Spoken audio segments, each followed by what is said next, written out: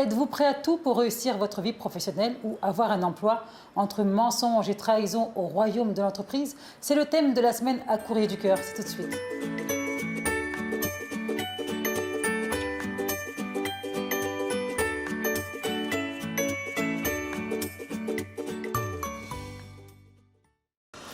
Bienvenue à l'émission Courrier du Cœur. Je vais commencer par Mademoiselle Anne. Bienvenue à l'émission. Merci Kumba. Je suis ravie d'être là sur le plateau de Courrier du Cœur. Une deuxième fois, non? Je crois. Deuxième. C'est la deuxième fois. Oui. Je suis ravie d'être là. Alhamdulillah. Merci. Les gars? Bienvenue dans votre plateau Courrier du Cœur. Ça fait un bon mois depuis la collecte. On s'est pas... Oui, c'est vrai, c'est vrai. Alhamdulillah, c'est vrai. Oui, c'est super. Bonjour Kumba, ça fait un grand plaisir de partager avec toi cette émission Courrier du Cœur. Merci pour ce thème d'aujourd'hui que l'on va débattre, Inch'Allah, ça va être chaud. Ouais, je sais. Sauf avec ton ami là-bas, là. Alors, êtes-vous plutôt ange ou démon, ou avoir les grandes dents, les longues dents, comme on dit en France, pour avoir un emploi? Bon, ça dépend de l'avis. Pour avoir un emploi, il y a des réalités. Donc, pour avoir un emploi, ce qui était normal, c'est d'avoir les compétences, les qualités. Mais ici, pour avoir un emploi, la chose la plus facile, c'est d'avoir un link, avoir des connaissances, voilà, ou bien être soumise. Être soumise, entre guillemets, c'est ce qu'on dit, accepter les propositions. On va en parler même tout à l'heure de cela. Ouais. Donc, c'est des choses, quoi. Mais si tu es dur, ou bien si tu penses seulement à ton expérience, ça va être difficile. Tu peux rencontrer de bonnes personnes, parce que tout le monde ne sont pas les mêmes. Mais quand même, c'est très difficile. C'est plus rapide d'avoir des relations, on va t'amener quelque chose, comme on dit, on te dit qu'il t'a envoyé, au lieu de regarder ton expérience ou bien ton CV. C'est la réalité. C'est clair, sans recommandation et sans réseau, c'est très difficile dans tout ce que tu entreprends, c'est très compliqué. Oui, la logique voudrait que pour avoir un emploi, la première des choses, c'est être compétent. La compétence, c'est ce qui va le plus, mais d'habitude, ce qu'on voit, comme l'a dit Thiam, des fois, il faut que tu connaisses des lignes, des personnes. Là, tu as des parents qui travaillent dans des entreprises, comme on voit tout le temps. Dans certains, il y a des personnes ici au Sénégal qui ont des compétences. Arriver pour trouver de l'emploi, c'est un véritable problème. Des fois, on le fait pour une affaire de famille, une affaire qui t'a envoyé. Et toutes ces questions, c'est un grand problème. Avec le débat, on va essayer d'en redire, Inch'Allah. Inch'Allah. Oui, au fait, je rejoins Thiam. C'est une réalité aussi au Sénégal. Parce qu'ils ne prônent pas les diplômes. Tu as un diplôme ou une expérience. Non, c'est pas ça. En fait. Ils sont là parce qu'il y a quelqu'un qui est dans l'entreprise, qui connaît ton père ou quelque chose du genre. Ou sinon, ton père travaille dans l'entreprise, ils peuvent te prendre en fait. Il prend son retenue, il dit que c'est la fille du directeur tel, donc on la prend. Donc s'il y a une autre fille comme Anne qui est venue, qui a ses diplômes et tout ça, qui a un bac plus 7, alors que celle qui est dans l'entreprise, la fille, soi-disant du directeur qui est là, elle a un bac plus 3. Ça n'a pas d'importance.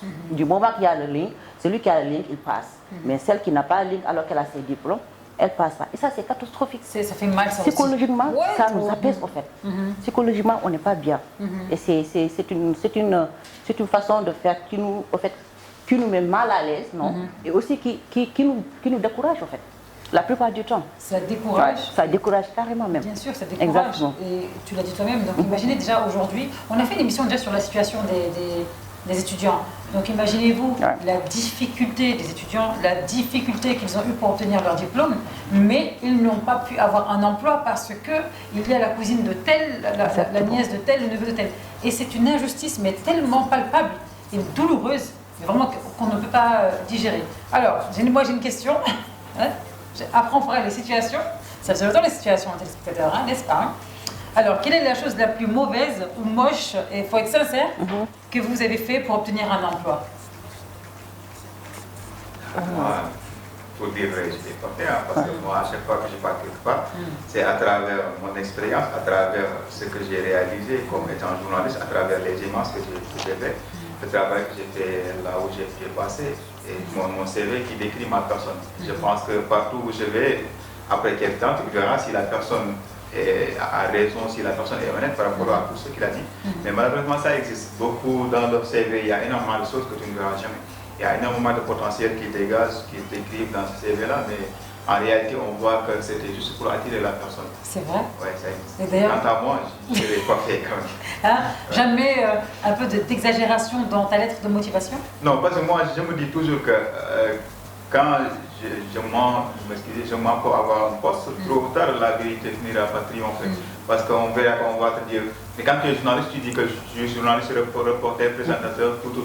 On te dit, viens me faire un papier, viens me faire un C'est arrivé à TF1. Exactement, tu ne pourras pas faire. Viens me faire un éditorial en arabe, tu ne pourras pas faire la différence. C'est-à-dire, c'est pour cela, ceux qui n'ont pas fait la formation, c'est là où ils échouent.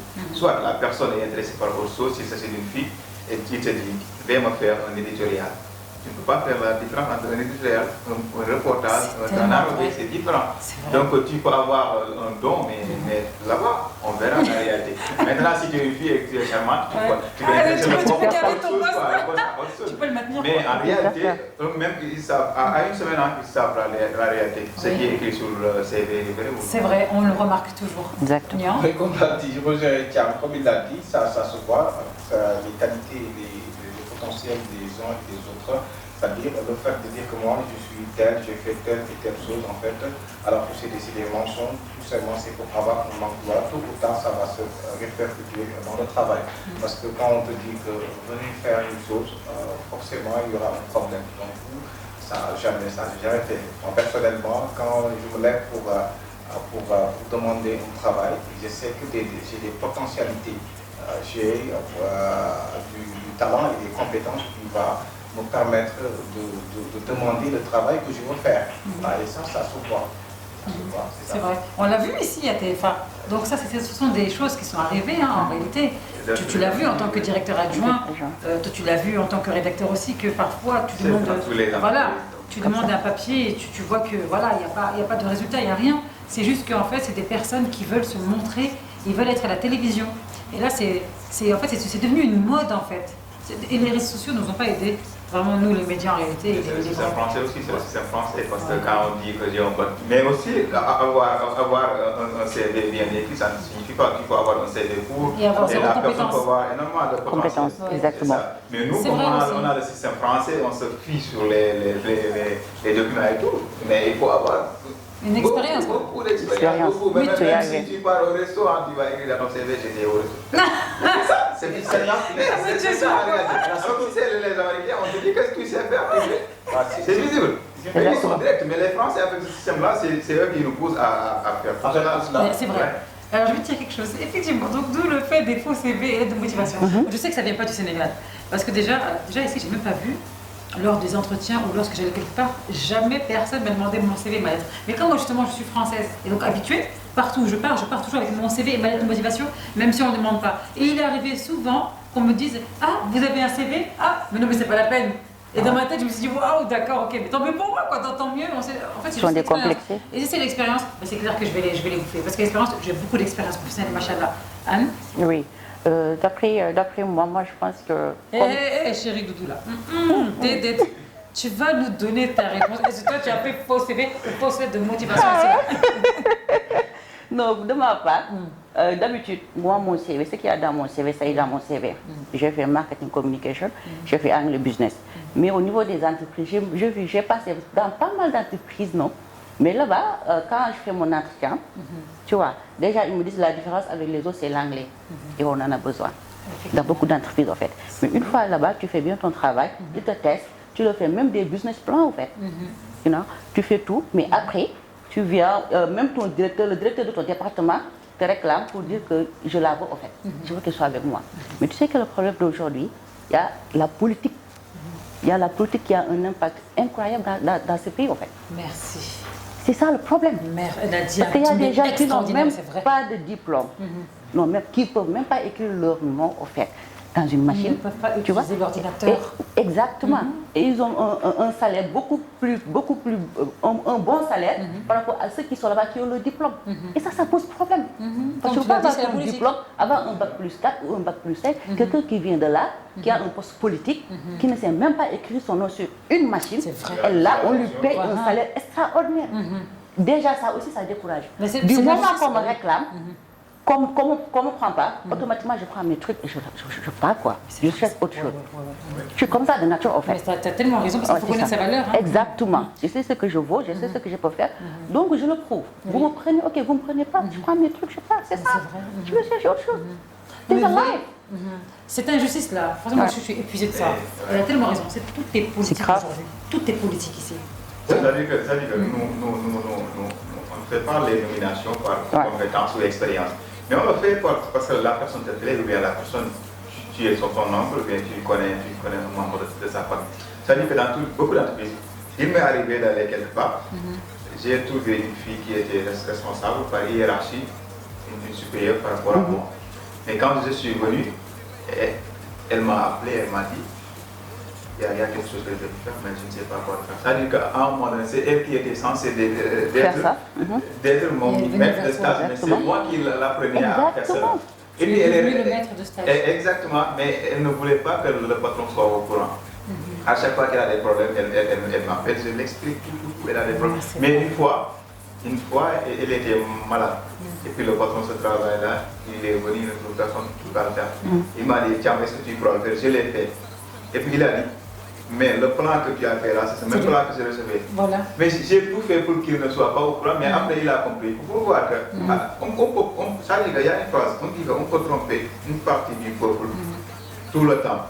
Mais on ne peut pas tromper tout le peuple tout le temps. C'est impossible. C'est excellent. Mais c'est la réalité aujourd'hui. C'est-à-dire que nous, on fait trop la politique de la médiocrité. Nous, on fait de la promotion de la médiocrité. Dans les médias, c'est n'importe quoi. Tu vois, mais les filles qui ne savent pas se maquiller, ils sont toujours devant la télé. Mais toi, le directeur, tu dois te dire, mais la personne qui a son bac plus 10, qui me regarde, qui regarde ma télé, est-ce que cette fille-là va le servir? Mais aussi, en général aussi, les directeurs aussi, ils savent la façon dont la fille est arrivée dans l'entreprise. Soit c'est son papa, c'est ton ami, soit il est directeur de quelque chose dans ton entreprise. Donc ils tu sais pertinemment qu'elles ne savent rien faire, mais au fait tu fermes les yeux. Tu dis qu'il n'y a pas de souci, je sais qu'elle ne sait rien faire, mais bon, avec la place... C'est imposé par quelqu'un. Exactement, c'est imposé par quelqu'un, donc je suis obligée d'être avec elle, quoi. De la soutenir ou bien de cacher ses jeux, quelque chose du genre. Et c'est comme ça que ça se passe. Moi, j'étais dans une entreprise. La directrice même, non, le directeur même de mon département, il y avait une directrice, une chef de service qui était là-bas. Je te jure, une chef de service, au fait, en toute sincérité. Elle ne sait même pas développer. Au fait, quand il y a un événement, elle ne sait même pas comment s'y prendre. À chaque fois, elle me dit ça, comment on fait ça et ça et ça. Tu essaies de me faire un business plan, comme ça je vais présenter ça au directeur, comme ça on fera ça et ça. Mais le directeur sait effectivement qu'elle ne sait pas le faire. Ça, il le sait vraiment, parce que lui, le directeur m'a donné à faire un travail, je l'ai fait pour lui. Il sait carrément que la fille ne peut pas faire ça. Mais il ne va rien dire parce qu'elle est venue là, parce que c'est un plan politique. Tout est politique, en fait. Tu peux être là, le travail, ce n'est pas le problème. Mais que la personne est là maintenant à la fin du mois et reçoit son salaire, c'est ça. Mais c'est l'évolution de la société. Mais l'évolution de la société. C'est comme ça. Si j'étais directeur d'une entreprise et que je sais que mes employés sont plus forts que moi, je ne me sens pas à l'aise. C'est ridicule en fait. C'est ça la règle au Sénégal, je te jure. Parce que pour comprendre la chose même s'il y a des campagnes à faire, ceux qui sont venus dans l'entreprise par le biais de la politique et tout ça, on leur permet d'aller faire la campagne. Et les autres restent à la... Moi, j'ai vu ça dans des entreprises étatiques. Non, je comprends. Il y en a beaucoup ici au Sénégal, en fait. Et ça décourage. Tu es là, tu fais tout le boulot et tu n'as rien de retour. À part tu me fais ce que tu me fais, du moment que tu ne nous arranges plus, on ne peut plus développer avec toi. On te laisse partir. Ou bien tu parles ton propre plein gré. C'est ça qu'ils disent au Sénégal, en fait. Tu vois. C'est à moi que tu t'adresses. Non, on sait, on a fait des rendez-vous ensemble toutes les deux, voir des autorités. C'est comme ça que ça se passe. En tout cas, un jour, le livre va sortir avec tous ça, les c'est certain. Il y aura un retour, Inch'Allah. Oui, en tout cas, ce qui se passe dans ce pays est tellement très grave et décourageant pour les jeunes. Donc, des fois, il m'arrive, j'ai tellement peur. J'ai tellement peur et tellement pitié de la jeunesse sénégalaise. Surtout des fois, quand je tu rentres à l'université, voilà, tu vois l'ensemble des jeunes qui, toutes les heures, vont apprendre, tout le temps apprendre. Et après les études, il y a une autre phase, c'est quoi? Comment trouver de l'emploi? Comme l'a si bien dit Sorio tout à l'heure, maintenant dans ce pays, tout est politisé. Les postes sont devenus politiques en fait. On ne regarde plus les gens qui ont de la compétence.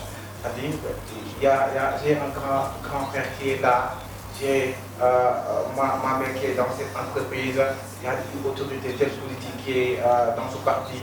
On te révèle comme ça, puis bien. Mais les autres en fait qui sont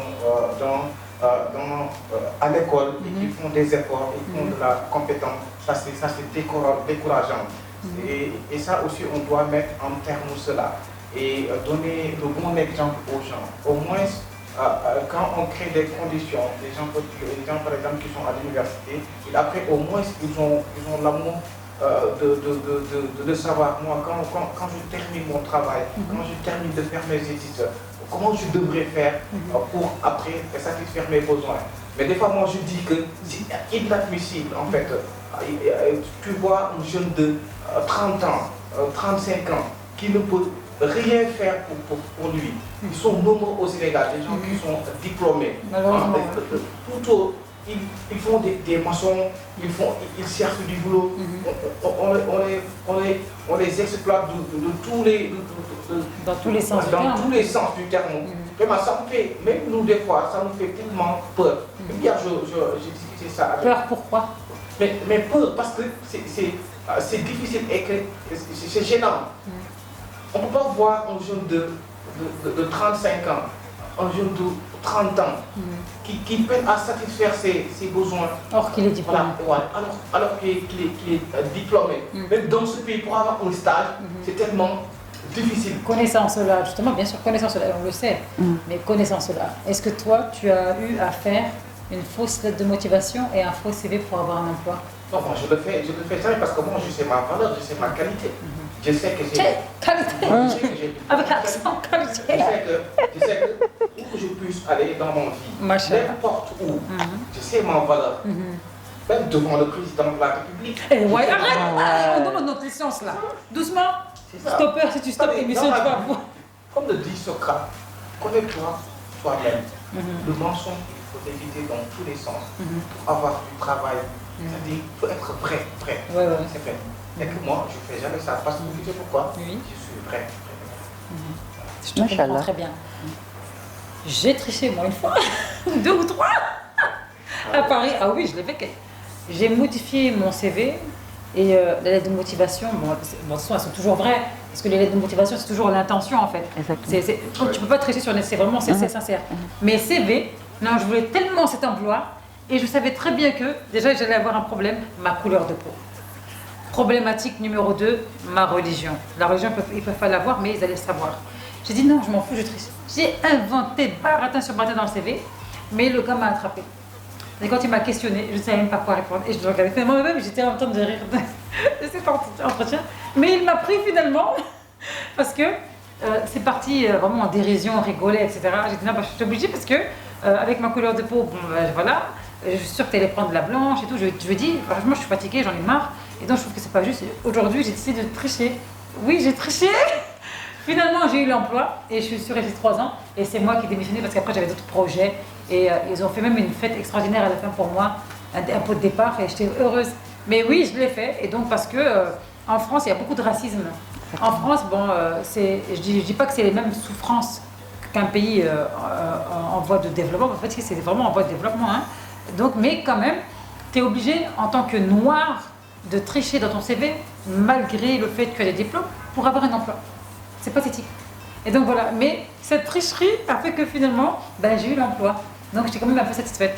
Et franchement, je ne regrette pas parce que voilà, après j'ai pu payer des choses, j'ai pu payer les études, mes besoins, etc. Donc aider un tout petit peu mes parents. Donc voilà, franchement, j'ai aucun regret là-dessus. Voilà. Et voilà, très content d'ailleurs. Je gagne toutes les primes, je les avais. Ne traduit pas l'expérience. Voilà, tu vois. Mais c'est ça qui est dur aussi, tu vois. Le problème, c'est ça. C'est que parfois, tu es obligé de le faire pour qu'on te donne une chance. Tu es obligé de le faire. Mais après, comme tu as dit, il faut que ça suive derrière. Ça a suivi parce qu'ils m'ont gardé quand même 3 ans. Et c'est moi qui suis partie de l'emploi, voilà. Tout ce que tu dis là, je t'appuie là-dessus parce que ce n'est pas le cas ici au Sénégal. Parce que si tu es sénégalais, tu étudies en France, tu viens là, tu es beaucoup plus privilégié. Déjà, on te forme et même on peut même te financer pour faire tes projets en fait. Oui, c'est vrai. Et ça aussi, c'est quelque chose de catastrophique quoi. Parce que celle qui a étudié en France et celle qui a étudié au Sénégal, c'est quoi la différence? Il s'agit seulement de diplômes. Elle a ses diplômes, elle aussi elle a ses diplômes. Mais qu'elle soit au même pied d'égalité. Mais tu sais, la problématique qui se pose ici au Sénégal, c'est-à-dire que moi je vois la différence, c'est au niveau des compétences. Ici, les compétences, c'est pas tout le monde qui les a. Tu peux prendre deux jeunes filles du même âge qui ont fait le même cursus scolaire, c'est la française qui sera meilleure que la sénégalaise, ça il faut dire la vérité. Parce que en France, on ne nous prend pas comme des bébés. En France, dès le début, on nous dit, allez faire les 12 ans tu fais un stage, 13 ans tu fais un stage. Ici, non. Ici, à 12 ans, 13 ans, j'ai rarement vu une jeune fille faire un stage. Déjà, il y a des stages d'insertion en France. Voilà. Ça veut dire que nous, on est déjà dans le circuit du travail. Des jeunes adolescents, on nous met déjà devant, on nous apprend, on nous inculque. Oui, aussi, c'est pas les mêmes valeurs aussi. Parce que d'habitude, vous travaillez en même temps, vous étudiez. Mais oui, on nous pousse, ce qui n'est pas le cas là-bas. Et puis, on est bien soutenu quand même en France. C'est-à-dire qu'il y a des vraies bourses, c'est pas des bourses de 30 000 là-bas, donc c'est des bourses de quand même 300 000, 230 000, quasiment un salaire multiplié par 2 ou 3 au Sénégal. Ouais. Donc c'est des choses qu'on ne peut pas trop comparer. Et c'est pourquoi tu verras toujours une grande différence. Maintenant, il y a pour moi, je vais les nommer les élus. Pour moi, il y a des élus. Ce n'est pas forcément les élus par rapport à Dieu, c'est pas ça. Mais les élus dans le sens que c'est des gens qui vont souffrir, je te dis, mais qui ont des conditions dures, qui vont marcher 2 heures de temps, 3 heures, mais qui sont intelligents. Exactement. Ils sont intelligents et tellement débrouillards. Et ça, je avoue que les étudiants du Sénégal, moi, à chaque fois que je le dis, je dis chapeau bas. Les étudiants du Sénégal, pas des autres pays d'Afrique, ils sont très forts, ils sont courageux. C'est des jeunes qui se battent, mais tellement. On va regarder ensemble le premier reportage à cœur ouvert, après les micro-trottoirs, de Ousmane Niang. Allez, c'est tout de suite.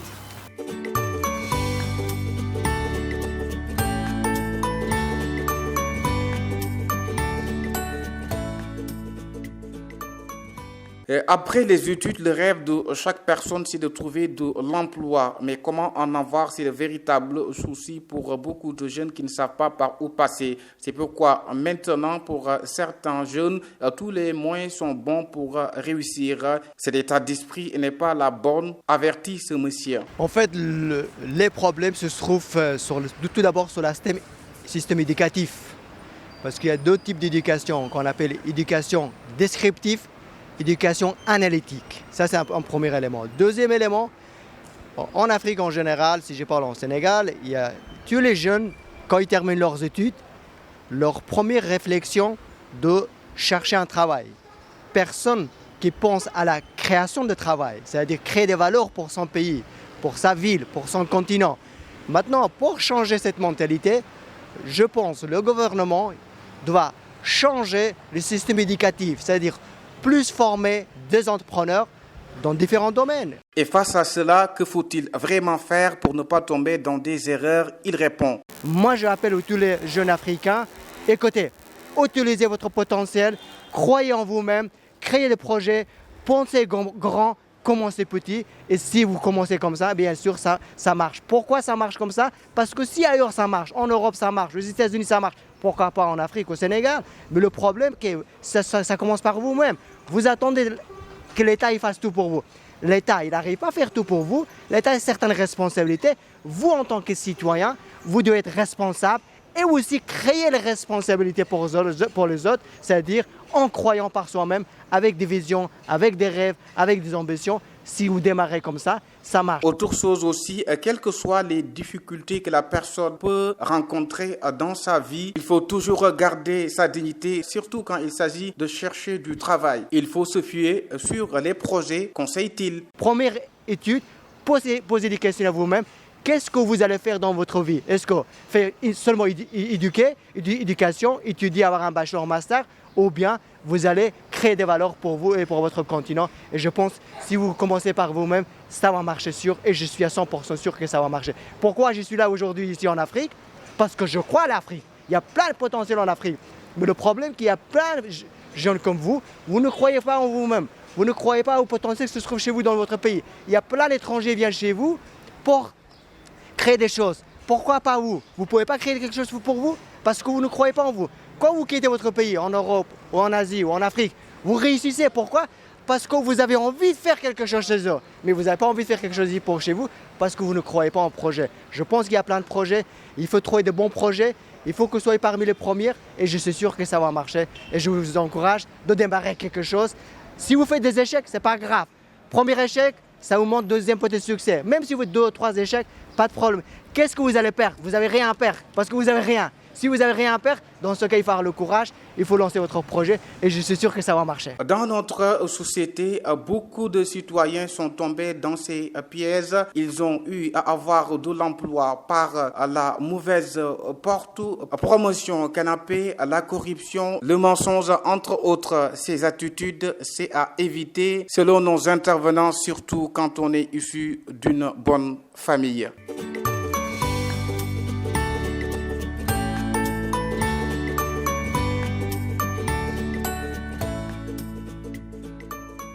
Donc, comme on l'a vu dans ton reportage à Cœur Auvergnat, tu as donc reçu un homme qui donnait son point de vue sur justement la jeunesse, particulièrement qui cherche un emploi, mais qui ne sont pas forcément, comment il a expliqué, le terme qu'il a expliqué, Thiam, Ils ne sont pas forcément sérieux ou assidus dans leur recherche. Il a aussi donné un point de vue intéressant en disant que s'il y a des gens qui quittent leur pays pour venir investir au Sénégal, c'est quand même qu'il y a un potentiel ici. Anne? Oui, exactement. Au fait, Niang, le monsieur, il n'a pas fait de mal raison. Parce que déjà, si on note ici au Sénégal, il y a un taux de chômage excessif. Parce que si on nous dit que chaque année, il y a 200 jeunes qui sont à la recherche de l'emploi, alors que le gouvernement du Sénégal ne recrute que 20 000 jeunes, ça pose déjà problème. Parce que déjà, on avait pensé qu'avec le problème du DER, que Macky Sall avait mis sur place, là où il a déboursé 600 millions pour appuyer les jeunes, c'est vrai, en fait, c'est une très bonne idée. Mais tu sais ce qui a causé leur perte? Tu ne peux pas donner à un jeune 100 millions pour lui dire tu fais ce projet, même si c'est un secteur informel qu'il fait. En fait, le jeune doit savoir le produit qu'il veut vendre et dans quel marché vendre ce produit, en fait. Donc faire l'étude de marché. L'étude de marché, c'est ça l'essentiel, quoi. Mais tu ne peux pas venir donner à un jeune comme ça un 100 millions, tu lui dis va faire ton projet, ça ne se fait pas. Tu sais qu'il peut-être il te pose un problème. Tu sais que ça, il peut le faire, mais tu essaies de le former, comme on le dit. Tu le formes, en fait, parce que pour moi, c'est ça l'essentiel, quoi. Mais tu ne veux pas venir donner quelqu'un du travail comme ça, tu lui débourses une certaine somme d'argent pour lui dire que va faire ton business ou va faire ce que tu dois faire, alors que tu ne sais même pas ce que tu dois faire. On te donne 100 millions, tu fais ceci, tu fais cela, et finalement... Attends, on a donné 100 millions à des personnes? Des fois, c'est le programme de DER, là, oui. il a déboursé 600 millions pour les jeunes. Oui, mais le programme de la DER, il faut savoir que le dossier il est super compliqué. Mais c'est ce qu'ils disent. Ah oui? Mais en réalité, ce n'est pas ça qui se passe à l'intérieur, en fait. D'après les sondages et les études, ce n'est pas comme ça que ça se passe d'habitude. Donc, c'est pourquoi je dis qu'il est temps que les gens prennent en main je ne dirais pas leur avenir même. Tu vois, ils ont le potentiel de développer leur propre projet et de le réaliser. Bien vrai que ce n'est pas facile, rien n'est facile dans cette vie. Parce que le gars l'a dit. Tu fais ton projet, ça échoue, tu reprends. Parce que tu es parti de zéro. Ça, c'est évident, tu reprends. Tu t'y mets, tu t'y acharnes, en fait. Et un bon jour, c'est sûr et certain que ça va le faire. Et c'est ça l'essentiel, en fait. Il faut avoir un esprit créatif, un esprit de dépassement, un esprit révolutionnaire. Là où tu sais, je peux faire ça, je peux le faire et je vais le faire. Je peux atteindre ça et je vais faire tout mon possible pour le faire. Effectivement. Non? Voilà, comme il a dit, en fait, qui est vrai, des fois dans notre société, il y a des jeunes qui ne croient pas en eux-mêmes. C'est-à-dire qu'il faut croire en soi, il faut travailler dur. Travailler dur, c'est tellement très important. Parce que beaucoup d'entre nous, on n'aime pas le travail. Mais aussi, j'interpelle aussi les autorités pour un encadrement des jeunes et pour qu'on leur donne aussi plus l'amour du patrie. Mais il y a certaines pratiques, ça décourage. Il y a certains, si je vous dis qu'il y a certains jeunes qui sont nés ici, grandis ici, ils n'ont aucune envie de rester dans ce pays, pour réussir dans ce pays. Parce que ce qu'ils voient, ça les décourage dans la vie de tous les jours. C'est pourquoi, des fois, tu vois une personne qui est ici, qui n'aime pas son pays, et ça, c'est extrêmement très grave. Tu es né ici, dans ce pays, tu es grandi, mais tu ne peux pas rester chez toi pour réussir. Parce qu'on ne te montre pas c'est-à-dire l'exemple qui te permettra de pouvoir rester dans ce pays et réussir. Des fois, je l'ai dit et je le répète, j'ai peur des fois. J'ai peur aussi pour notre pays. Parce que des fois, tu vois que les mêmes personnes qui bouffent les milliards, les mêmes personnes qui sont dans les mêmes... Même ici au Sénégal, des fois, tu vois une personne qui est à l'âge de la retraite, mais qui refuse de retraiter, qui refuse en même de donner les flambeaux à la jeunesse. Dans les instances politiques, c'est comme ça aussi. À l'Assemblée nationale, au pouvoir, tu vois une personne qui, on te donne pour une période bien déterminée, tu sais comment tu vas faire pour manipuler les prix. Mais il refuse parce qu'il y a l'argent, parce qu'il y a le salaire fictif, on peut dire, parce que c'est un salaire qui n'est pas mérité. Donc effectivement. Il y a beaucoup de choses à revoir. Voilà, c'est pas sérieux, quoi. C'est pas sérieux. C'est-à-dire, un pays, pour qu'on le développe, il faut qu'il y ait du sérieux et du travail et du concret. Mais des fois, comme l'a dit Saoudiatou, c'est-à-dire, ce qu'ils disent, les chiffres, ils commencent comme ça, alors que la réalité du terrain, c'est totalement différent. On t'invite à la télévision, tu es face à la caméra, tu dis tout ce que tu veux, parce que tu es en train de... Nous sommes à l'ère de la communication, la guerre de la communication. C'est-à-dire, quand par exemple, cette personne avance certaines thèses, il y a d'autres personnes aussi qui essaient de chercher comment on va l'éviter aussi, qui va essayer peut-être. On est 12 mois sur 12, on n'est que dans des futilités au Sénégal. Alors qu'il y a des vrais problèmes à régler. C'est pourquoi les jeunes en ont tellement marre. Et ça, c'est grave. C'est très grave, Thiam. Donc 12 mois sur 12, nous sommes dans... C'est un cri de cœur. 12 mois sur 12. C'est ça, parce que chaque jeune a vécu des moments difficiles. C'est ce genre de situation, c'est-à-dire que nous, on est des spectateurs comme ça, on regarde les autres, nos vieux de 80 ans, 70 ans pour l'argent du pays. C'est l'argent du contribuable, l'argent qui devrait verser sur le compte des jeunes pour qu'ils travaillent. Un jeune qui a 30 ans, mais il a plus de force, il est apte à travailler. Un jeune qui a 80 ans, qui embauche d'autres jeunes de 20 ans qui vont travailler pour lui. C'est clair. Et c'est ce qui se passe. À l'Assemblée nationale, qu'on le dise, non, Moustapha Niasse et tout là, ils ont fini le travail de combien de générations? Combien de générations? En retraite. Alors tu devrais être en retraite à 65 ans. 65 ans. Maintenant tu es à 80 ans. Tu as travaillé 30 ans après ta retraite. Combien de générations? C'est inadmissible. On devait avoir un président de l'Assemblée nationale jeune de 35 ans qui connaît les réalités de ce pays, qui vient de l'université, qui a traversé les moments comme tous les autres jeunes. Mais un vieux qui ne peut même pas prendre. Il me tue, quoi. C'est inadmissible avec tous tes milliards à toi. Mais tu peux c'est vrai que c'est milliardaire. un quart de poulet. Maintenant, tu sais quoi? Non, ça veut dire que c'est frustrant. Mais on ne peut pas comprendre. Tu as toute sa vie, tu as 80 ans, tu as 90 ans, tu restes à l'Assemblée nationale, on t'insulte des jeunes de 20 ans, des jeunes qui ont là. Et puis ça dit, ce qui est beaucoup plus grave, c'est comme si par exemple on dit que vous les jeunes, vous ne pouvez rien faire. Et puis au Sénégal, il y a une chose aussi. C'est au Sénégal seulement dans le monde qu'on voit quelqu'un qui a 40 ans qui se dit nous jeunes. 40 ans, comment tu peux être un jeune? C'est-à-dire, nous, on est tellement... On nous a de tous les sortes.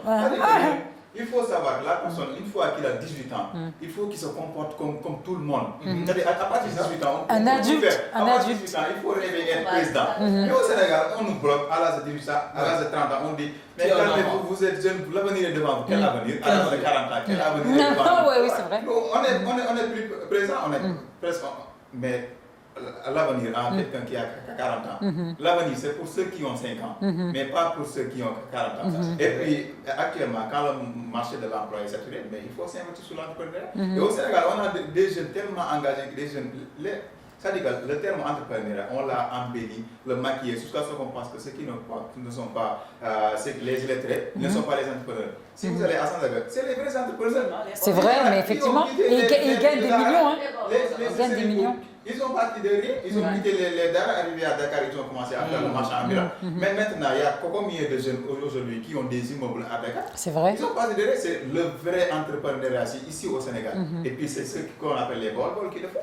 Mais moi, quand je sors de l'université, je porte mon corse, j'ai la honte de vendre des cacahuètes dans la rue. Et je me dis que je suis entrepreneur en quoi?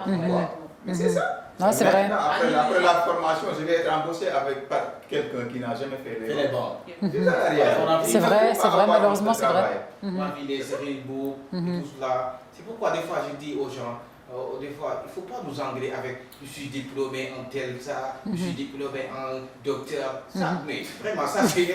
Si tu es diplômé en. Si tu as tous les diplômes du Sénégal, maintenant, dans ce pays, maintenant, tu as tous les diplômes. Alors que vraiment, tu n'es pas. Et parmi tous ces diplômes, on t'a jamais dit comment réussir. Tu ne peux pas faire grand chose. Mais à quoi servent ces diplômes-là? C'est-à-dire, non, les études là, on doit concrétiser ça. Exactement. Mais comment ça dire aux gens en fait, ce n'est pas tout simplement la réalité en fait, les études. Mais après les études, hein, ça dit, cette personne, tu dois être compétent de faire toutes les activités. Ça dit, non, mais sans expérience professionnelle, c'est impossible. L'étude, c'est étude, mais c'est bien d'être étudiant. Mais après, si l'étudiant ne fait jamais d'expérience professionnelle, chose que justement en France, on a. C'est là la différence. C'est qu'on est étudiant et aussi on a une expérience professionnelle. Des fois, il y a des personnes, ils pensent qu'il y a des sous-métiers en fait. Tu peux être un étudiant diplômé en quelque chose. Oui, mais ça, c'est les gens qui sont remplis d'orgueil. Ce sont les jeunes qui sont remplis d'orgueil. C'est ça, il y a des gens qui sont complexés de faire un travail parce que tu te dis que moi, je suis tel. Alors que ça ne compte pas. C'est ça. Ce qui compte, c'est quoi? Qu'est-ce que tu peux faire? Comment tu dois faire pour gagner de l'argent? Entreprendre, c'est ça. Durant tout le reportage, c'est ce qu'il dit. Entreprendre, il ne faut pas attendre rien de personne. Même si tu peux balayer, il faut le faire. Moi, j'ai fait tout cela, balayer et maçon et tout cela, j'ai fait. Parce que quand vous le faites, c'est pour toi-même. Et c'est de l'expérience. Parce qu'on dit que ça dit théorie sans pratique, c'est rien. Et dans les écoles, on fait que théorie. La pratique, c'est quoi? Il faut apprendre les gens. Comment on met en place des activités, de travail, d'entrepreneuriat, apprendre à se développer soi-même. Il faut être osé dans la vie. Il faut être audacieux, hein, c'est clair. Il faut être audacieux. Ouais. Il ne faut pas avoir peur. S'il y a des choses à avoir peur, il faut avoir peur de Dieu. Le reste, c'est quoi? L'avenir est devant toi. Il faut toujours foncer. Ah, c'est clair. Ouais, c'est clair. Réussir sa carrière, oui, mais comment y parvenir, Anne? D'après toi, réussir sa carrière, oui, mais comment y parvenir? Bon, pour moi, déjà, il faut avoir une mentalité. Laquelle je suis là pour ça, donc je vais faire le maximum pour avoir ce que je veux. C'est ça l'essentiel au fait. Comme l'a dit Nia tout à l'heure, c'est l'expérience qui fait la différence. Du moment que tu es expérimenté, tu sais ce dont tu vaux, tu sais ce que tu veux. L'argent, c'est sûr et certain. À force d'y persister, tu vas y arriver. En fait, ce n'est même pas question de c'est probable ou quoi, non. C'est la règle de la vie, en fait. C'est ça, c'est la normale. Tu sais que ça, je peux l'avoir et je peux passer par tous les moyens. Je peux passer par tous les moyens pour l'avoir, tous les moyens justes. Je ne dis pas injuste, parce que là, si tu es injuste, automatiquement tu arrives. Ça, c'est certain. Quand tu veux quelque chose et que tu ne passes pas par la normale, tu passes par la normale, tu l'auras automatiquement. Mais en âme et conscience, tu sais ce que tu vaux, tu sais ce que tu veux. Tu vois? Effectivement. Donc, oui, c'est ça. Tu es, comment on dit même? Tu es quitte avec ta conscience. Tu sais ça, je l'ai obtenu par le biais de mes efforts. Bien sûr. C'est une grande satisfaction aussi. C'est un honneur. Là, tu récoltes justement les lauriers. Mais après, avoir quelque chose et que tu n'as rien fait, c'est ça qui est... Après, ceux aussi qui le font, t'inquiète pas qu'ils sont bien aussi dans leur conscience. C'est des gens qui dorment bien. Mais il y en a qui le font qui dorment bien. Non, mais je te dis, ils dorment bien. C'est pas, eux, ils ne sont pas des dames. Ça ne les dérange pas. N'importe la manière qu'elle l'a obtenue, il n'y a pas de souci. Oui. On est bien. Mais justement, voilà. Tiens. Ça dit qu'elle a tout dit. Ça dit qu'il faut avoir la conscience tranquille. Mais c'est l'autre, c'est la chose la plus importante, la conscience tranquille. Parce que beaucoup ont de l'argent aujourd'hui, mais c'est les autres qui utilisent cet argent, mais eux, ils ne sont pas tranquilles. Après, parce qu'ils sont au courant de ce qu'ils ont fait. Et puis, ils savent qu'ils vont rendre compte avec Dieu. Ça, c'est clair. C'est sûr. Donc, il faut avoir la croyance en soi, comme on dit. Si on a la croyance en soi, on va se dire que c'est possible, on va le faire. Et surtout aussi avec la patience et le temps qu'il faut, l'expérience qu'il faut. Il faut chercher de l'expérience, avoir la confiance en soi, faire des projets, un plan avec une bonne organisation et la patience, et ça va aller. Alors, tu vois, réussir sa carrière, comment? Pour moi, réussir sa carrière, c'est garder sa dignité, garder ses valeurs, et ça veut toujours travailler pour aller de l'avant. Mais réussir sa carrière, ce que j'aime le plus sur la réussite d'une carrière, c'est que quand je vois une personne qui réussit dans sa vie et qui fait réussir d'autres personnes, pour moi c'est ça la vraie réussite en fait. Pour moi, réussite seule, c'est pas une réussite. La vraie réussite, c'est une personne en fait qui a réussi et qui fait réussir d'autres personnes. C'est pourquoi quand je vois une personne en fait qui a mis en place une entreprise, je ne peux pas la regarder de la même manière avec une personne qui travaille et qui gagne tout simplement, il se limite de son salaire, quoi. Parce que c'est pour lui-même, il pense à nourrir lui-même, il pense à nourrir sa famille, ses enfants. Mais par contre, il y a une autre personne qui a mis en place une entreprise. Mais pourquoi ça? C'est parce qu'il veut nourrir d'autres personnes. C'est-à-dire, ce qu'il fait pour payer d'autres gens, ça c'est pas petit, c'est ça la réussite. C'est pourquoi moi, quand je regarde ces gens-là, je les respecte parce qu'au moins, en fait, ils ont quelque chose. Mais il y a d'autres personnes qui sont là, ils font que vraiment parler, critiquer, parler de n'importe quoi, parler sur le dos des gens, ceci, il a fait, ceci, il n'a pas. Alors que toi, qu'est-ce que tu as fait? C'est ça. Il y a une étude qui a été faite, 43% de ceux qui réussissent sont des flatteurs. Alors, pouvons-nous réussir avec la flatterie? Donc oui, en disant à leur directeur, tu es beau, tu es belle, ah, Kumba aujourd'hui, Rafetna trop, tu vois. Donc, est-ce que pour vous, on peut réussir? 43% de ceux qui réussissent sont des flatteurs. Exactement.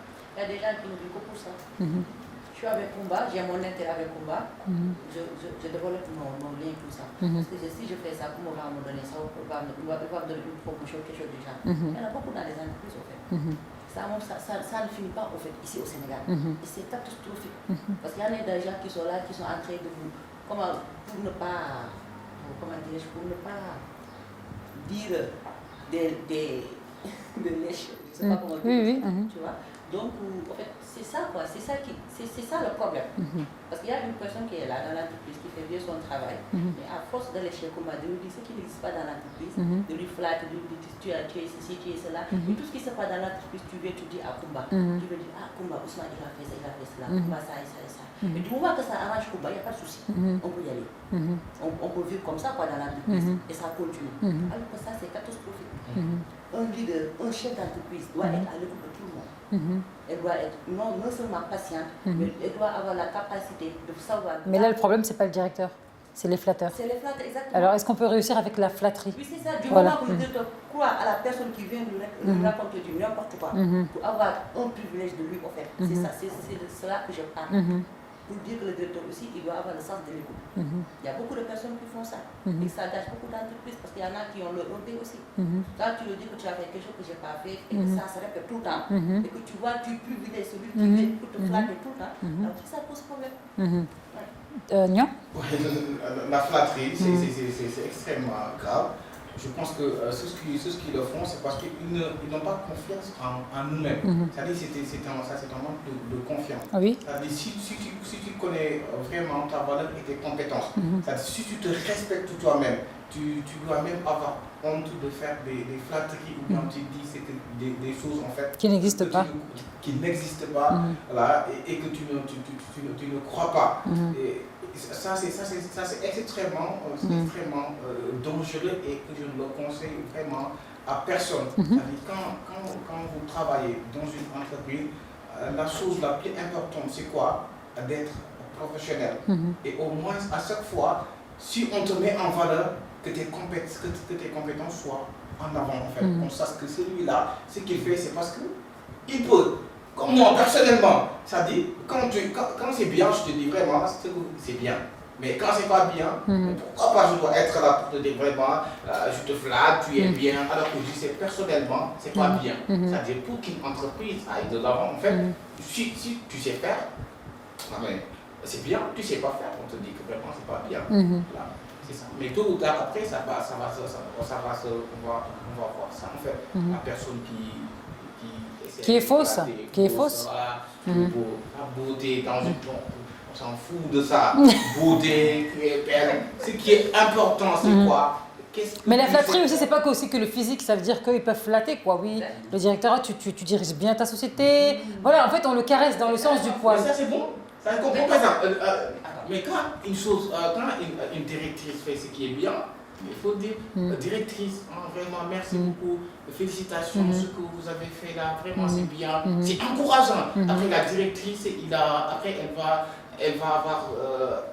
vouloir en fait faire des efforts pour redoubler l'effort en fait parce que c'est bien comme ni wax ne waa góor taxut nit c'est-à-dire nekk góor mais dana tax mu gën a góorgóorlu quoi. Exactement. Mais la flatterie, ça n'a rien à voir avec le directeur fait bien son travail. La flatterie, ça veut dire que ton directeur ne fait pas bien son travail.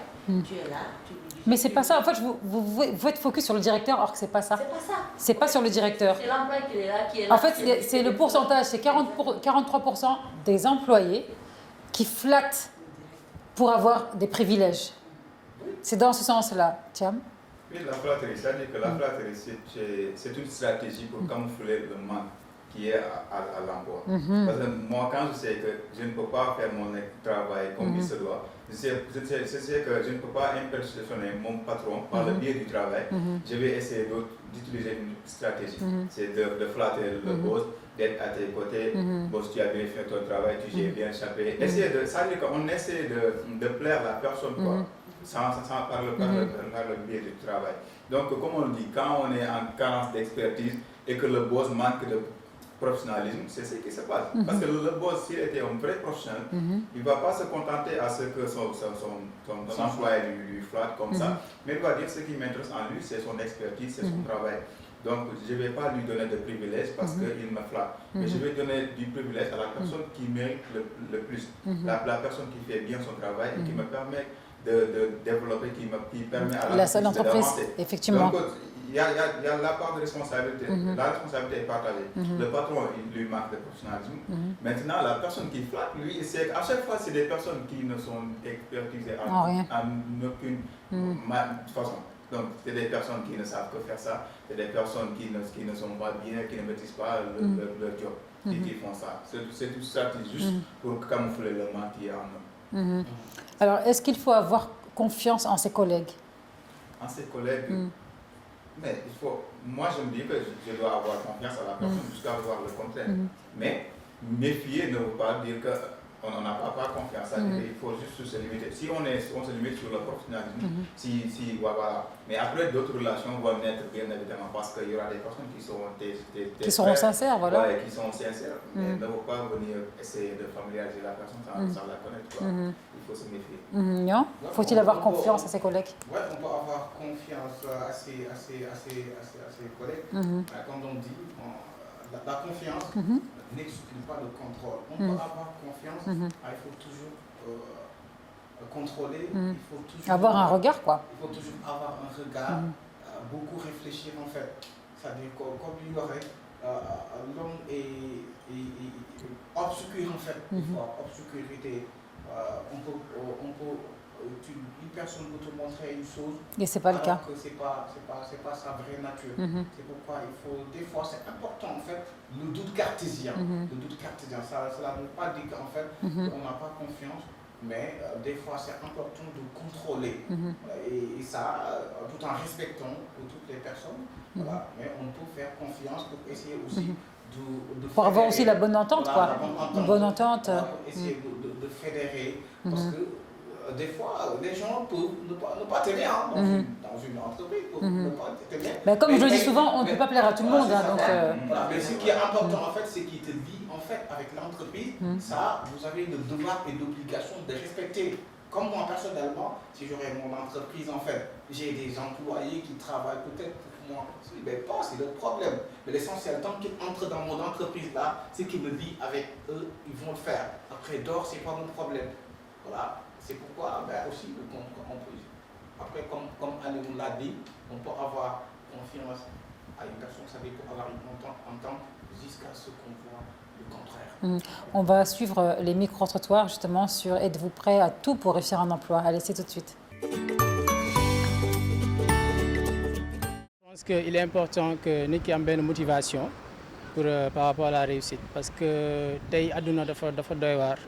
Et donc, le mën a jaarloo ci yoon boo xam ne baaxul dafa yomb tamit donc il faut nga am benn motivation il faut nga am benn gëm-gëm tamit donc par rapport ak yenn pratiques yi ay promotion canapé wala tamit jaar ci yenn yoon yu baaxul yi pour mën a am alal wala pour mën a am li nga xam ne moom nga soxla man je pense que c'est pas la bonne solution.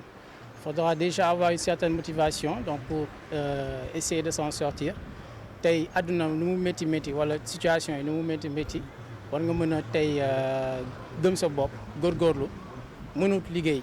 notion de réussite dama yaakaar ne peut-être ñu bëri jàppuñu ko quoi parce que réussite da nga koy wax nii rek mais ñu bëri ñu jàpp ne mooy am alal alors que réussite c'est pas ça en fait réussite c'est être bien en soi-même réussite c'est gagner sa vie proprement loolu mooy réussir quoi nag noo mën a gagner sa vie proprement nga xam ngay jaay suuf wala leneen noonu baax na mais peut-être ñoom dañu jàpp ne luxe mooy àdduna wala leneen quoi. Ça me donne beaucoup d'inspiration au-delà de ça parce qu'on voit beaucoup de jeunesse aujourd'hui par rapport même si tu as fait l'étude jusqu'à CM2 tu as pu apprendre quelque chose dans la vie même dans la rue tu as pu apprendre quelques connaissances. Je te demande en tant que jeune il faut prendre ses responsabilités tu mets ça tu essaies de collaborer avec des gens que tu connais pour essayer de créer ton propre business. Dans la vie c'est pas tout le monde qui peut avoir un emploi c'est pas tout le monde qui est appelé d'avoir un bon emploi. Mais en tant que jeune, il faut essayer de développer ton propre idée pour essayer d'arriver là où que tu souhaites, quoi. Bon, je pense qu'on devrait refaire une petite réforme intellectuelle envers les façons d'accès au travail, surtout aux richesses que permet ce travail. Parce que dans ce moment, presque tous les travails paient à la seconde même ou au milligramme même de sa sueur. Il y a trop de chômage au Sénégal. Parce qu'il y a une forte demande, voilà, il n'y a pas aussi de travail. Voilà. Comme tu l'as dit, les jeunes aussi sont prêts à faire tout pour vendre leur dignité, pour avoir du travail. Mais je me dis que ça ne vaut pas la peine. Ça ne vaut pas la peine. Parce que comme vous le voyez, moi je suis titulaire d'une licence en banque, assurance et finances. Actuellement, je suis une formation en droit des affaires et fiscales. Et je pouvais faire comme les autres, hein. Je pouvais faire comme les autres, mais bon, peut-être c'est ma dignité qui ne me permet pas de faire certaines choses. Comme vous le voyez, depuis le matin, je me suis réveillée tôt le matin à 8h et je suis allée sur le terrain, voilà, rien que pour avoir quelque chose dignement, voilà. Donc je crois que c'est ça, mais quant à faire du vol ou bien faire autre chose, je crois que ça ne vaut pas la peine. Donc, de retour sur le plateau de Courrier du Cœur, on a pu entendre quelques personnes avec pratiquement les mêmes opinions. Donc, on a entendu, bon, effectivement, tout le monde ne peut pas avoir un emploi et tout le monde ne peut pas être entrepreneur, ça c'est certain. Les gens sont prêts à tout pour vendre leur dignité. Il y a une dame qui disait, donc elle, c'était un exemple à suivre parce que elle se lève tôt, elle se lève dès 8h, du moins elle est dehors, elle se lève tôt et à 8h elle est dehors pour avoir quelque chose. Quant à faire le vol, ça, elle est formelle, il n'y en a pas question. Nous avons aussi entendu qu'il ne faut pas se décourager et ne surtout pas pratiquer la promotion canapé.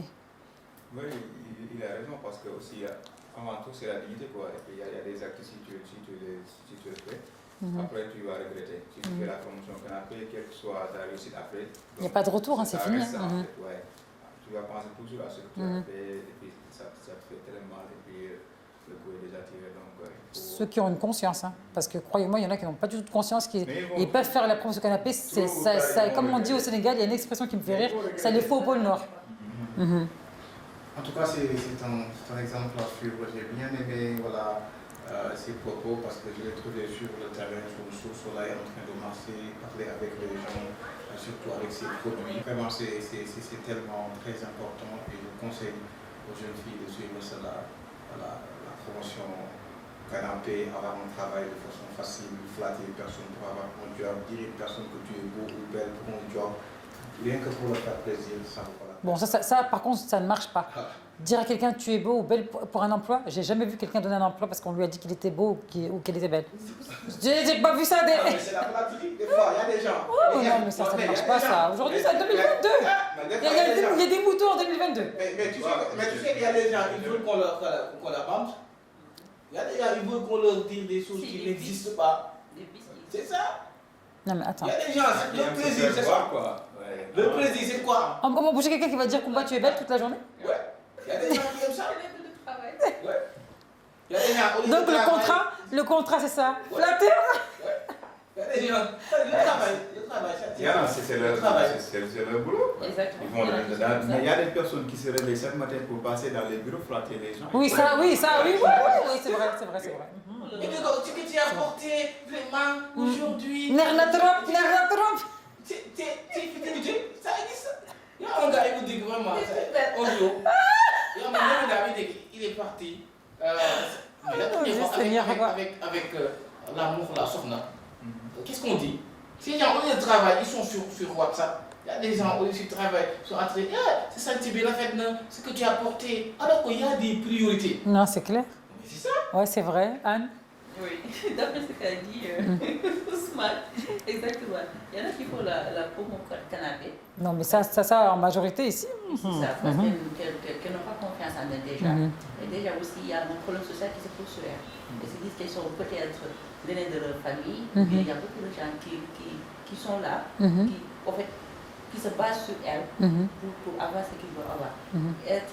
C'est pourquoi des fois les filles, elles n'ont pas d'autre choix que de se ranger à ça, pour faire des promotions canadiennes pour avoir le travail, tout ça. Il y en a d'autres aussi, elles sont quittes avec leur confiance, avec leur conscience. Elles sont là parce qu'elles cherchent du travail. Je suis là, je demande le travail, je viens postuler, je te présente mes diplômes, tu me prends, ok, c'est bon, le travail. Tu ne me prends pas, il n'y a pas de souci, je ne décourage pas, je vais chercher autre part. Parce que la chance, il n'y en a pas pour. Si ce n'est pas ici, c'est dans une autre société, oui. Je me dis que c'est pas, en fait, la promotion canapé, ce n'est pas quelque chose d'adéquat, ni de respectueux, parce que tu ne seras jamais quitte avec ta conscience. Mais si tu as ce boulot-là, tu es dans une entreprise, tu es là, mais tu n'es pas quitte avec ta conscience, tu peux te dire qu'il y a un emploi qui me regarde avec les yeux, peut-être qu'il sait que j'ai quelque chose à voir avec le patron, quelque chose du chat. Ça, c'est quelque chose de... Oui, je comprends ce que tu dis, ouais. Quelque chose de désagréable. Tu ne peux pas vivre ça chaque jour avec cette idée dans la tête. Tu ne peux pas vivre chaque jour ça être rassuré. Ça, c'est catastrophique. Tu n'es même pas à l'aise là où tu es. Je comprends très bien, mais ça, on va en parler beaucoup plus en détail tout à l'heure, parce que justement, il y a une question justement concernant la promotion canapé. Alors, à la question « Êtes-vous prêt à tout pour réussir ?» Dites-vous qu'il y a 53% des chefs d'entreprise ou entrepreneurs qui sont prêts à tout pour réussir. Donc après, tout ça veut dire tout. Et il y a 77% des employés et demandeurs d'emploi qui, eux, sont aussi prêts à tout pour réussir. Alors, qu'êtes-vous prêt à faire pour avoir un emploi? Est-ce que pour vous, c'est utile d'apparaître comme le bon élève en permanence, flatteur? Est-ce que pour vous, c'est utile si on veut un bon emploi ou si on veut maintenir son emploi? Non, pour moi, ça n'existe même pas. Ça existe, 4%. Ah, d'accord, mais pour moi, en tout cas, moi, ça ne vaut pas la peine. Ça ne vaut pas la peine, ça pour réussir. Comme il faut mettre en avant, une carrière est tellement très importante. Il faut soigner sa carrière, quelle que soit la situation. Les histoires sont toujours là. Une carrière est tellement très importante. Et dans la vie, il y a toujours des choses regrettables. Il faut choisir des choses qui sont bien. Et que quand on le regarde, ce sera un plaisir pour toi. C'est ça. Anne? Pour moi aussi, ça ne vaut pas la peine. Parce que comme on le dit souvent, pour moi, la réussite, c'est le propre en soi-même. La réussite, c'est dans la tête. Tu es là, tu sais ce que tu veux, tu sais ce que tu veux. Tu n'as pas compris ça. Mais pour moi, c'est important. Tu te développes avec ça. Tu as dit non, tu as dit non, tu as dit non. Mais sachez que pour moi, c'est oui. Je ne sais pas si vous avez vraiment compris.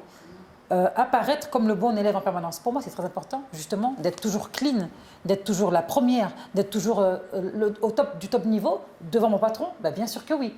Donc, c'est dans ce sens-là. Moi, personnellement... Mais c'est ça, soigner sa carrière, quand je parle. En fait, pour moi, c'est important de toujours être numéro 1, de toujours apparaître comme le meilleur de la société. C'est très important pour moi. Mais ça, ce n'est plus apparaître, c'est déjà quelque chose de... C'est réel. Non, c'est pas ça, c'est-à-dire que... Tu viens toujours à l'heure, mais c'est quelque chose de bien. Ben justement, mais c'est pourquoi il n'y a que 4%. Parce qu'en fait, personne ne se fatigue aujourd'hui pour maintenir son emploi. Personne ne se prend peine. Ma chère, il n'y en a pas beaucoup. Il n'y en a pas beaucoup. Ah si, il y en a pas beaucoup. Et puis c'est ce qui est bizarre dans les entreprises, ceux qui se donnent corps et âme sont les moins rémunérés. C'est ça. Et puis à quoi bon de le faire donc? C'est ça. Ensuite, acquiescer aux idées de son directeur pour maintenir son emploi ou pour avoir un emploi. Oui, ça aussi c'est important. Parce que ton directeur est là, toi tu es là, tu es employé, tu vas te dire que tu es son employé. Donc tu es forcé d'habitude de l'appuyer, de dire ce qu'il fait, c'est bon. Non, acquiescer, ça veut dire être toujours d'accord, même s'il a tort. Oui à tout pour maintenir son emploi. Tu es l'employé, tu es tenu à dire si c'est ça ou c'est pas ça. Mais là, du moment que c'est ton directeur qui est là et toi tu es à ton emploi, il n'y a pas de souci, tout ce que tu fais c'est bon. Très bien. Je suis bien. Je suis bien. Là, c'est 22%. 22% de ceux qui ont un emploi. Ah bon? 22% qui acquiescent pour maintenir leur emploi. Tout ce que mon patron fait, c'est bon justement pour ne pas être éjecté. C'est pas peu. 22%. Non, c'est pas peu. C'est énorme, 22%. Mais ça, c'est une grave erreur. Tout ce que mon patron fait, c'est bon. Ton patron, Il y a 22%. C'est une personne quand même. Elle peut faire des erreurs en fait. C'est-à-dire, il faut communiquer avec ton directeur. Il doit y avoir de la complicité entre toi et votre directeur. La communication est tellement très importante. Si tu vois que ça, c'est pas bien pour l'entreprise, vous dites que ça, c'est pas bien. Il faut être franc. Voilà, franc quoi. Je pense que, est-ce que si on ne ferait pas ça, est-ce que ce serait pas bien? Est-ce que ça et ça, je pense que c'est ça qui est normal. J'entends Nian me dire ça dans le bureau souvent d'ailleurs. C'est ça en fait, voilà. Oui, Parce que l'erreur est humaine, moi je peux faire les erreurs. En fait, la communication est tellement très importante. Même le prophète, il discute avec ses compagnons, qu'il appelle ça sur lui. Les Anouïs.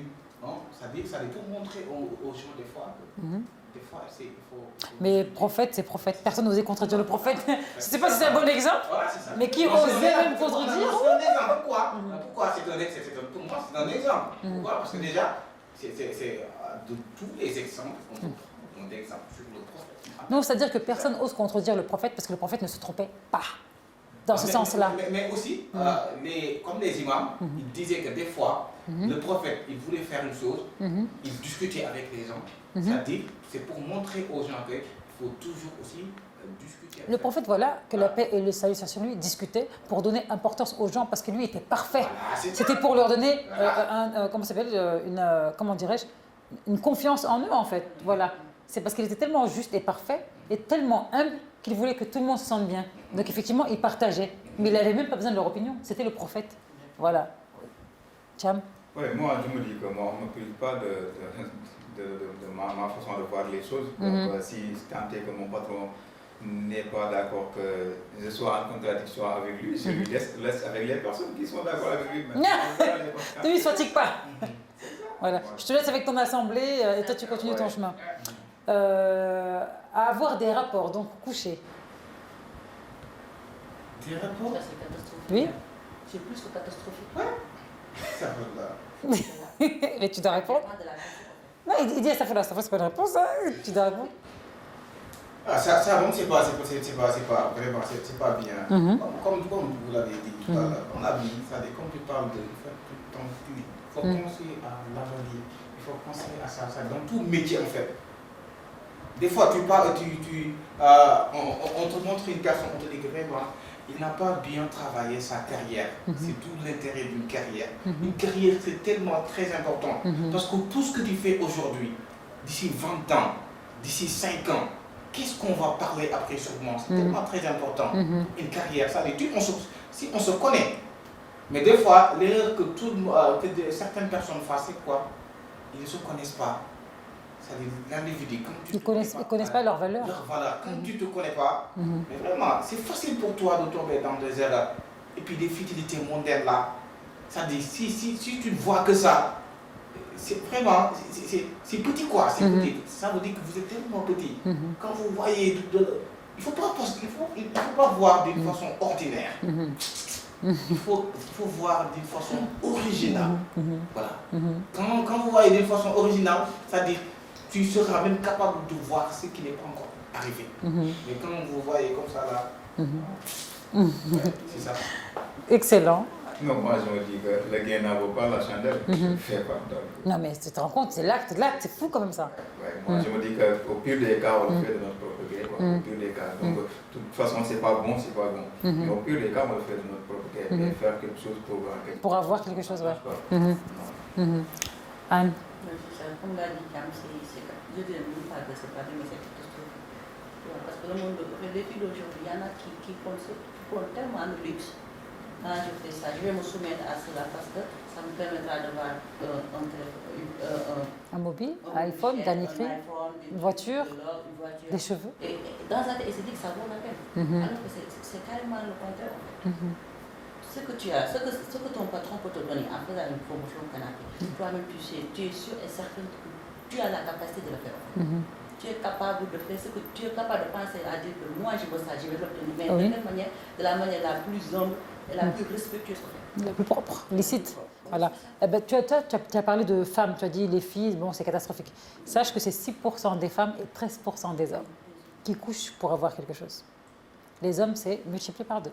Les hommes. Et ouais. Qui couchent pour avoir quelque chose. Et ouais. 13%. Qui propose, c'est les c'est la directrice qui propose ou le directeur? Hein? Non, c'est directeur ou directrice confondus. C'est pas la direction n'appartient pas aux hommes. Hein. Okay. Il y a des femmes directrices, sache-le. Voilà, il y a des femmes responsables, hein, il faut savoir. Hein. Donc il y a 6% des femmes qui osent, qui le disent, elles le prônent, elles font pour avoir un poste, elles font pour avoir quelque chose.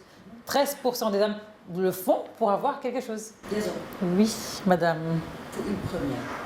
13%. Pour une première, je viens d'entendre ça. Parce que d'habitude, c'était les femmes. Bah en fait, non, tu sais, moi je dis pas les femmes, parce que les femmes, on est voyantes et de toute façon, on est beaucoup plus nombreuses que les hommes. Ça, c'est un fait. La femme, la femme, c'est plus voyant. Et les gigolos?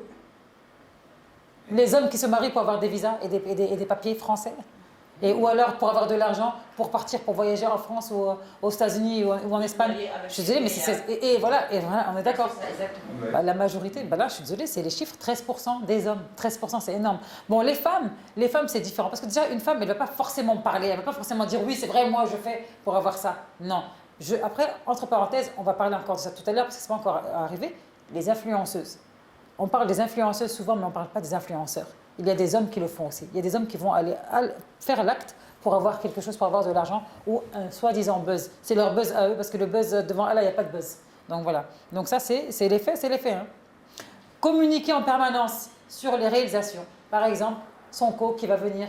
Oui, bon DG, aujourd'hui j'ai fait ça, aujourd'hui j'ai fait un super montage. Hein. À 17h, je suis passée sur le terrain, à 18h, je suis passée ça. Donc il y a des employés qui parlent tout le temps de leur réalisation pour se faire bien voir. Sachez que c'est 53% des gens qui ont un emploi, qui parlent constamment de leur réalisation pour prouver qu'ils ont un bon travail, qu'ils sont des bons employés et qui méritent, entre guillemets, la prime du mois du meilleur employé.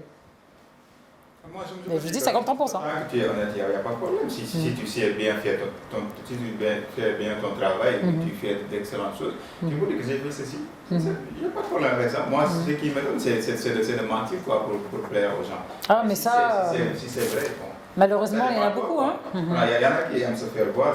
Par contre, d'autres peuvent faire l'essentiel du travail sans qu'on ne soit pas au courant que c'est telle personne. Ça dépend de Et à l'inverse de la réalisation, forcément, taire la vérité aux collègues ou aux supérieurs, 30%. Donc tu camoufles tout. Si tu vois des couacs entre, par exemple, Nian et Anne, tu vas te taire, tu vas camoufler pour pas que lui perde son emploi. Ou alors, si tu vois qu'il y a eu des couacs, tu vas pas balancer. Voilà, mais dis-toi que c'est 30%. Ça devait être 50%. 30%, ouais. Non, c'est blanc. 30%. Et pour terminer, user des charmes donc pour séduire 15% des femmes, 22% des hommes. Pour séduire. Voilà. Sachez que dans une entreprise, 15% des femmes vont essayer de séduire les collègues, séduire le patron, 15% des femmes. Hein. Mais les hommes, apparemment, les hommes, vous êtes ça, c'est beaucoup plus, c'est la jante masculine de vouloir séduire, si c'est une femme en plus la patronne, de vouloir séduire la patronne, de la madouer, de la charmer pour bénéficier de ses faveurs. C'est étonnant avec le chiffre. Genre c'est étonnant, ouais. Étonnant, ouais. On connaît le ça. On me séduit sans s'en rendre compte. Donc, c'est ça, il y en a qui sont comme ça et qui pensent... Arrête. Non, c'est ça que... Arrête. Il parle bien de son travail. Quand il fait bien son travail et que la... Quand tu séduis, tu sais que tu séduis. On sait qu'on séduit, il faut arrêter. Tout le monde séduit. Non, tu fais bien ton travail, tu séduis déjà ton travail. Voilà, c'est là que je te dis que l'on peut séduire. Non, ça, c'est pas ça, c'est pas ça. Va pas transformer, c'est pas ça, c'est pas ça. C'est pas ça, c'est pas ça, c'est pas ça. Téléspectateurs, j'ai pas dit ça. Toi, t'as bien entendu derrière ta caméra là. T'as bien entendu ma phrase. C'est pas ça. Non, c'est pas ça. Il y en a qui séduisent. Oh, arrête. Il s'agit de faire. Même si je suis pas là, je suis tranquille parce que je sais qu'il va bien faire son travail. Il t'a déjà séduit. Peut-être pas que tu transformes ça. C'est pas ça que j'ai dit. Non, c'est pas ça. Ça, c'est 0,0,5. Ils sont même pas dans le sondage. Quand vous séduisez dans le travail, ça c'est bon. Mais séduire pour séduire, c'est marrant. Bon, attends. Qu'est-ce que tu appelles séduire dans le travail? Pourquoi c'est des rigoles? Ça dit quand vous faites bien son travail, mais c'est ça. Mais il n'y a pas de séduction à bien faire son boulot. Mais séduction... Moi, ça ne me séduit pas. Quelqu'un qui fait son travail, elle a bien correctement, ça ne me séduit pas. Mais séduction dragueur là, non. Moi, je parle de séduction dragueur, on parlait de coucherie, non? Suivons le thème, c'est ça? Bien sûr. Séduction dragueur. Usez de vos charmes pour séduire. Ah.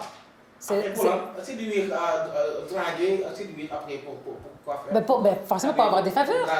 Draguer pour avoir des faveurs. Ou bien pour draguer le patron et avoir des faveurs. Oui.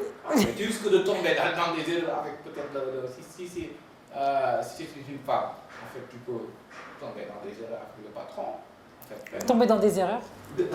Mais si par exemple, une fois que par exemple, tu cherches à charmer ton directeur et il peut y avoir des conséquences de dire pour ne pas avoir une femme en fait. Tu sais qu'en fait, il peut coucher peut-être avec toi. Et tu sais bel et bien qu'il ne t'aime pas. Mais ça, les gens s'en foutent, les gens qui font ça, c'est... Mais attends. Mais c'est-à-dire que... Bah oui, les gens qui font ça. Mariage, pas mariage, je sais pas. Ça que moi, si je récupère la patronne, je récupère l'entreprise. Parce que si la patronne est fou amoureuse de toi, mais c'est toi qui gères. Et puis, chaque femme a besoin d'un homme qui la protège. La femme a besoin de protection. Maintenant, s'il y a quelqu'un... Il devient le patron, c'est ça? C'est la gueule. C'est la gueule.